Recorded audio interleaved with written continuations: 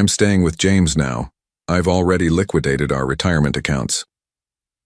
My name is Ethan Marlowe, 46 years old and sitting at my kitchen counter in Boise, watching my wife of 18 years smiling on my phone screen. She panned the camera to show off a diamond bracelet that must have cost thousands. Behind her was a hotel suite I didn't recognize, certainly not her sister's modest apartment in Portland where she was supposedly visiting. "Don't worry," she said, champagne glass tilting dangerously. "You'll land on your feet." I did. I set my phone down and looked around our house. The modern furniture Renee had insisted on buying 2 years ago. The framed photos from vacations where she'd always seemed restless. The expensive kitchen renovation that never quite satisfied her. I'd spent nearly 2 decades building a life with a woman who could record herself laughing while dismantling that same life. The realization didn't hit me like a shock. More like confirmation of something I'd felt in my bones but hadn't wanted to face. As an IT systems consultant, I'd built a career on noticing small inconsistencies. Things that didn't align. Anomalies in data that signaled bigger problems. And for months, I'd been noticing them at home. The weekend trips to see friends that got extended by a day. Credit card charges at restaurants in neighborhoods she never mentioned visiting. Text messages that made her smile in a way I hadn't seen directed at me in years. I picked up my phone again and watched the end of the video. Renee's perfect white teeth, her carefully styled hair, the confidence of someone who believed they'd won. She'd always treated our marriage like a game, but I hadn't known the stakes until now. I typed a simple response. Wise decision. She wouldn't understand what I meant. Not yet. But she would. I walked to my home office and unlocked the bottom drawer of my desk. Inside was a folder containing bank statements, investment documents, and legal papers I'd gathered over the past 4 months. The evidence of my quiet preparation for exactly this scenario. Renee had always found financial discussions boring. She'd sign whatever I put in front of her, never asking questions beyond whether we were doing okay. It was the one area of our marriage where she'd completely trusted me.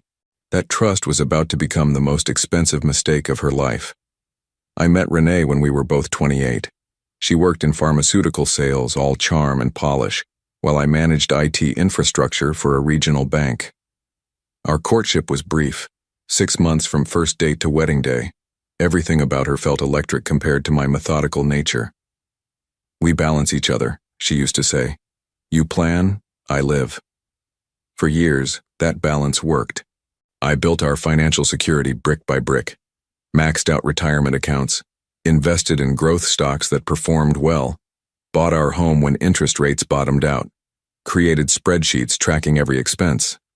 Meanwhile, Renee brought spontaneity. Weekend trips, dinner parties, the social connections that helped me land bigger consulting contracts. The first crack appeared 5 years ago. I found a credit card statement with a $3,000 charge at a jewelry store. It wasn't near my birthday or our anniversary. "It's for my mother," she said when I asked. I nodded and said nothing when her mother visited 3 months later wearing no new jewelry. Then came the late nights at work events, the new clothes, the fitness trainer who texted at odd hours, the weekends away that returned her looking more distant than refreshed. I said nothing. Instead, I began to prepare. When I took on a major consulting contract for CloudFan IT 3 years ago, I created a separate LLC for liability purposes. I restructured our retirement savings. On paper, we had one main account in both our names, but I'd moved 70% of our assets to accounts tied to my business. Accounts Renee had signed off on but never bothered to monitor. 8 months ago, I noticed a pattern of unexplained withdrawals from our joint checking account. Small amounts at first, then larger. When confronted, Renee blamed online shopping. "You work so much," she said. "It helps me feel less lonely." Last month, she began asking questions about our retirement funds, how much we had, how accessible it was, whether I'd updated the beneficiaries. "Just thinking about the future," she said. I watched her scrolling through her phone that night, smiling at something I couldn't see. The diamond tennis bracelet I'd never bought her glinted on her wrist. The pieces were all there. I just hadn't wanted to see the complete picture. So I moved more assets, secured more paperwork, and waited for what I knew was coming. After watching Renee's video a second time, I sat in my home office and felt strangely calm. 18 years reduced to a 40-second clip, and a woman I no longer recognized. I called our bank first. "Mr. Marlowe, we were actually about to contact you," the fraud department representative said. "There's been some unusual activity on your joint retirement account." "I'm aware," I replied. "My wife has attempted to liquidate it without my knowledge or consent. I did not authorize this transaction." The representative's tone shifted from concern to action. "In that case, sir, we need to file a fraud report immediately. I can place a freeze on the account while we investigate." "Please do." By the time I hung up, I'd set in motion what I knew would be the end of my marriage, not the betrayal that had happened long before, but my response to it. I pulled up the document I'd prepared months ago and never hoped to use. Divorce filing papers, partially completed, waiting for details I now had in abundance. I updated the dates, added the latest evidence, and saved the file to send to my lawyer in the morning. My phone buzzed with a text from Renee. "Did you get my message?" I didn't respond. The freeze on the account would take effect within hours. The fraud investigation would follow, and Renee would discover that her grand exit strategy had a fatal flaw. I walked through our house that night, really seeing it for the first time in years. How little of myself existed in these rooms. The furniture I hadn't chosen, the art that meant nothing to me, the kitchen where I rarely cooked anymore because Renee preferred restaurants. I'd spent nearly 2 decades building a life around a woman who'd been planning to discard me. Every weekend away, every late night, every unexplained purchase, they were steps toward this moment, toward James, whoever he was. In our bedroom, I opened her closet and noted what was missing. The expensive pieces, the favorites. She'd been moving out incrementally for weeks without me noticing. Or perhaps I had noticed but chosen not to see. I slept in the guest room that night, on sheets that didn't smell like her perfume. When I woke up, I felt lighter than I had in years. Over coffee, I emailed the divorce filing to my lawyer with a request for urgency. Then I called Jack, a forensic accountant I'd worked with on a case of corporate fraud 2 years earlier. "I need to trace some financial activity," I told him, "and I need it documented for court." I didn't feel anger, not even hurt anymore. Just clarity. Renee had made her choice. Now I would make mine. 3 days after Renee's video message, my phone exploded with notifications. Text messages, voicemails, emails, all from her, all with increasing urgency. "What's happening with our account? Why can't I access the funds? The bank is saying something about fraud?" I let them pile up without responding. My lawyer had advised minimal contact, and I was following that advice to the letter. Everything needed to be documented, clean, and by the book. On the 4th day, my doorbell rang at 7 a.m. I opened it to find Renee standing there, her perfect appearance frayed at the edges. The confident woman from the video was gone, replaced by someone with smudged makeup and wrinkled clothes. "What did you do?" she demanded, pushing past me into the house. I kept my voice level. "I reported unauthorized access to our accounts. The bank froze the funds pending investigation." "Unauthorized?" She laughed, but it sounded hollow. "I'm your wife. I have every right. The account required dual authorization for withdrawals over $10,000. You forged my signature on the paperwork. That's fraud, Renee." Her face changed, the mask slipping to reveal calculation beneath. "You can't prove that." "The bank has the documentation, and I have your video helpfully explaining your intentions." She switched tactics then, moving closer, her voice softening. "Ethan, this is just a misunderstanding. I was angry. I wasn't thinking clearly." I stepped back. "You were clear enough to plan this for months. Clear enough to pack your favorite clothes, clear enough to forge documents." "We can work this out," she said, reaching for my arm. "Whatever you think happened with James." "I've filed for divorce," I interrupted. "The papers will be served to you today. This conversation needs to happen through our lawyers. The mask dropped completely. You'd have nothing without me, she hissed. I built your social connections. I made you look successful. You were just some boring IT guy before me. I almost smiled at how predictable this was. And yet, somehow I managed to protect our assets from your attempt to steal them. Imagine that. Her eyes narrowed. The retirement account had over $800,000. It had $180,000, I corrected, which the bank has now frozen. The withdrawal has been flagged as potentially criminal activity.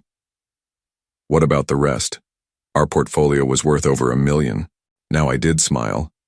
You never did pay attention during our financial discussions. Understanding dawned slowly on her face. She walked to the kitchen counter and picked up her phone, frantically opening banking apps and entering passwords. Where is it? She demanded. Where's the rest of our money? In accounts you signed the paperwork for but never bothered to monitor. Accounts tied to my LLC which you have no access to without my authorization. The look she gave me then was pure hatred. You planned for this. I shook my head. I protected us from financial risk when I took on the CloudFen contract. Standard business practice.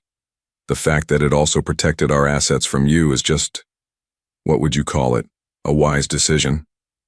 She threw her phone at the wall. It bounced off harmlessly and clattered to the floor. You think you've won? James has money? He has connections? Then you've landed on your feet, I said, using her own words.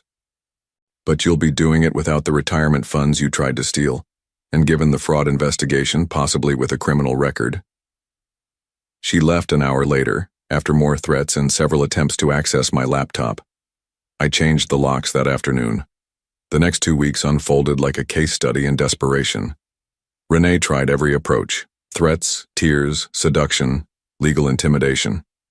Her lawyer, a shark in an expensive suit, sent demanding letters claiming I had hidden marital assets and engaged in financial misconduct. I forwarded each one to my attorney without comment. Meanwhile, Jack the forensic accountant was uncovering the full picture of Renee's betrayal. She's been siphoning money for almost a year, he told me during our meeting at his downtown office. He slid a folder across his desk. Small withdrawals at first, then larger amounts. Always just under the threshold that would trigger notifications to your phone. I opened the folder to find meticulously documented spreadsheets, credit card statements, cash withdrawals, money transfers. In total, she's diverted approximately $87,000 from your joint accounts, Jack continued. Most of it went to personal expenditures, designer clothing, jewelry, high-end restaurants. I nodded, processing this information with a detachment that surprised even me. But here's where it gets interesting, Jack said, pointing to a highlighted section. About $20,000 went directly to this account. He showed me transfers to an account I didn't recognize, held at a different bank. The account belongs to James Whitaker, 41 years old, works as a regional manager for Voxton Audio, has a history of relationships with wealthy married women. I looked up. You found all this how? Jack smiled thinly. I'm very good at my job, and Mr. Whitaker isn't very good at covering his tracks. This isn't his first rodeo with a soon-to-be ex-wife's finances. Something cold settled in my stomach. Not just betrayal then. Something calculated, targeted. The timing is what you should note, Jack added. The transfers to Whitaker began 3 months after he was hired at Voxton, the same company where your wife's pharmaceutical sales territory expanded last year. I remembered Renee's excitement about the new client addition, how she'd mentioned the innovative audio technology company expanding into medical device territory, how she'd suddenly needed more evening meetings and weekend conferences. There's more, Jack said, turning a page. Whitaker has done this before, twice that I can document, both times with sales representatives from companies his employer partnered with, both times involving significant financial transfers before a dramatic exit from the marriage. The pieces clicked into place. Not just an affair then, a predatory pattern, a deliberate targeting of my wife, our finances, our life. Does she know? I asked. Jack shrugged. Hard to say. She might be complicit. Or she might be another victim. Either way, she's been moving your money to him for months. I thought about Renee's confident smile in that video, the new bracelet, the designer bags, the way she'd laughed while telling me she'd emptied our retirement. She knows, I said quietly. Maybe not everything, but enough. Before leaving Jack's office, I had one more question. The account liquidation she attempted. Could Whitaker have coached her through that? Jack nodded. Almost certainly.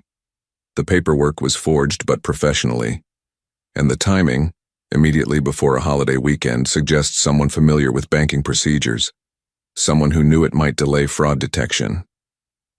I thanked Jack and left with the folder of evidence. On the drive home, I felt something shift inside me. This wasn't just about saving my assets anymore. It was about stopping a predator, and possibly, though I barely admitted it to myself, about saving Renee from her own worst decision. With Jack's evidence in hand, I met with my lawyer, Daniel Green, in his downtown office. The wide windows overlooked the Boise skyline, but I barely noticed the view as we discussed strategy. This changes things significantly, Daniel said, reviewing the documents. We have evidence of systematic financial misconduct, possible conspiracy, definitely fraud. I nodded, watching his experienced eyes scan the numbers Jack had compiled. We have 3 paths forward, he continued.